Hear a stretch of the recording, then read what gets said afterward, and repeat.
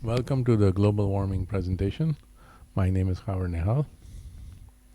We'll be talking about lots of topics, including conflict of interest, whether is normal, things that need to be checked that others are saying, the scientific method, what is science, what is not science, a theory to explain what's going on, the future of energy, and the conclusion.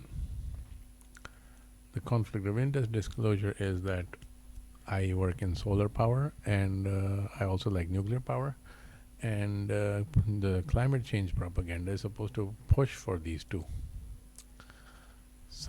I like nuclear power, but for some reason, some people don't like it. But I think it's the future.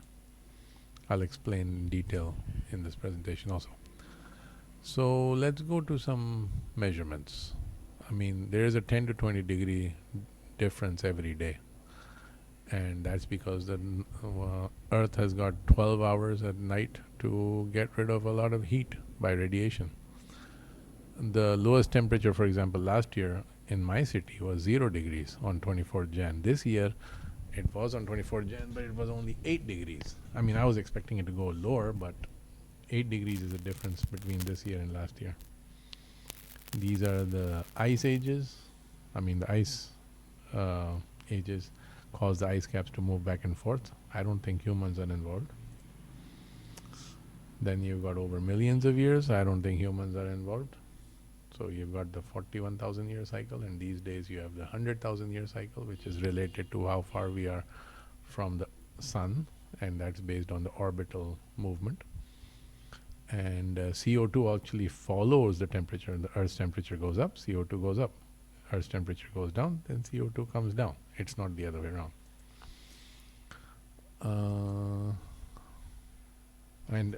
This information is from the ice core data about CO2 going up and down along with the Earth's temperature. So it's important, when you know this, it's important to find out what is causing the Earth's temperature to go up and then causing the CO2 to go up, because CO2 is not a major factor of temperature when you see something like that. Then when it comes to this OECD countries, 2 non-OECD countries planted over 1 billion trees, and the OECD countries did not put it in the IPCC report. And now if they put it in after we mention it, then it's going to be propaganda, because just they want to take credit for everything. And by the way, the more CO2 goes up, the Earth becomes greener and the plants become thicker. Here is the data, and here are the colorful forecasts. So if the data does not match the forecasts, it used to be called global cooling in the 60s and 70s, then warming, then climate change, and now it's called climate disruption. You can just label it as propaganda.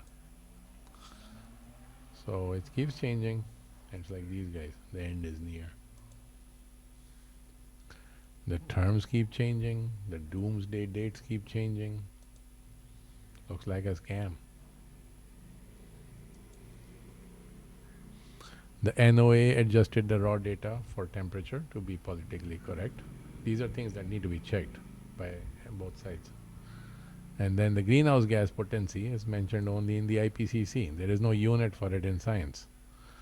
And then the EPA, which is the Environmental Protection Agency, uses the IPCC discussions to set targets. And politicians are discussing targets of some number which doesn't have a unit in science. Anyway, now if we do consider the greenhouse gases, humans don't make much water vapor, but it is a bigger greenhouse gas, and our contribution is very low in water, but our contribution is high in CO2, and it's not a big greenhouse gas compared to water. If we take water into account, human activity will be 0.28% in the equation. If we take it out, we get 5.53%. Maybe this is the reason why the IPCC does not consider water. This is what the Earth looks like. This is what the cloud cover looks like on the long-term scale. 72% of this cloud cover is there, average, which is something I didn't know before I made this presentation. So evaporation and precipitation causes temperatures to go down. The water has a greenhouse effect and a cooling effect. I mean, it has a warming and cooling effect. And it is a very big factor, but by not including it, you end up not being science. That's why I call it propaganda. Like, here's another example. 1963 and 2021, the Thames River was frozen. In the 60s and 70s, 220 out of 264 papers said there's global cooling. That was their theory. And now it's just, we're coming out of a mini ice age. There are measurements, then there are theories in the scientific method to explain those measurements. They have also a concept of laws, but you can't make laws for the universe. You can make laws for the humans and the organizations, but not for the universe. So these days people are making statements like the data does not follow my theory.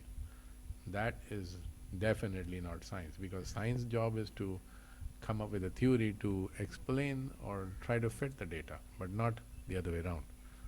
So the people who actually go the other way around, they're not scientists in any way. And there is always room for a better improvement in the scientific method.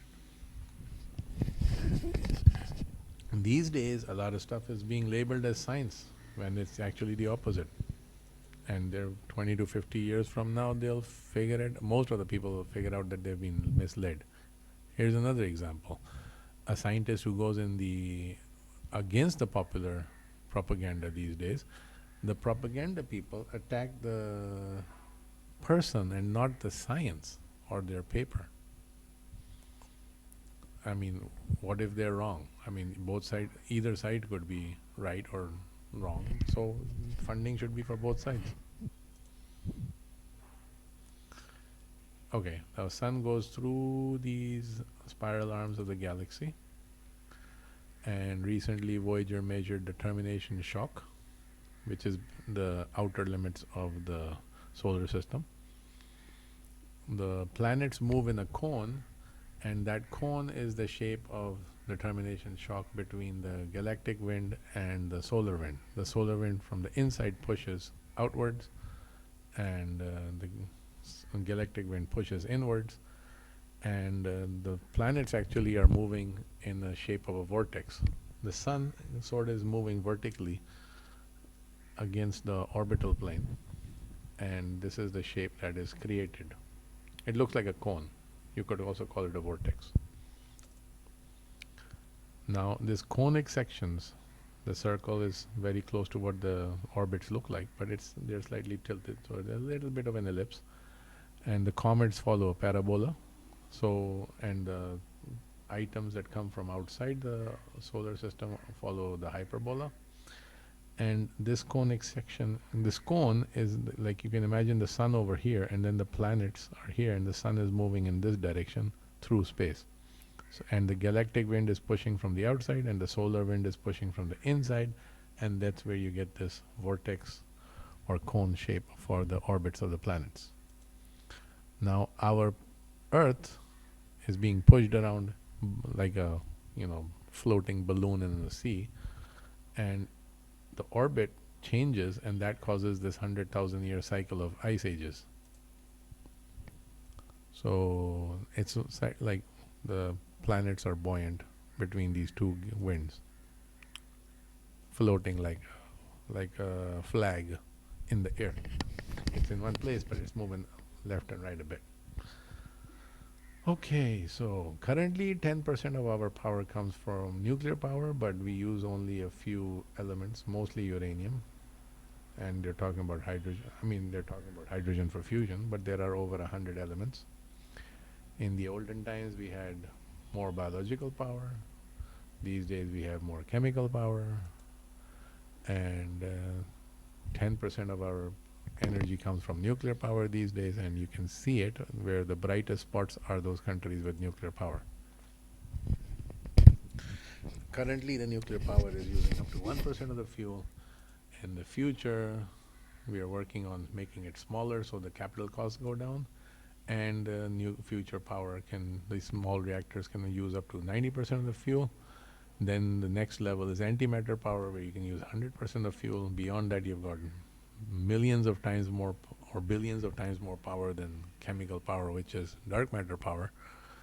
So I'm not worried about chemical power heating up the planet. I'm worried about people having too much power and looking really fat and letting the robots do all the work in the future.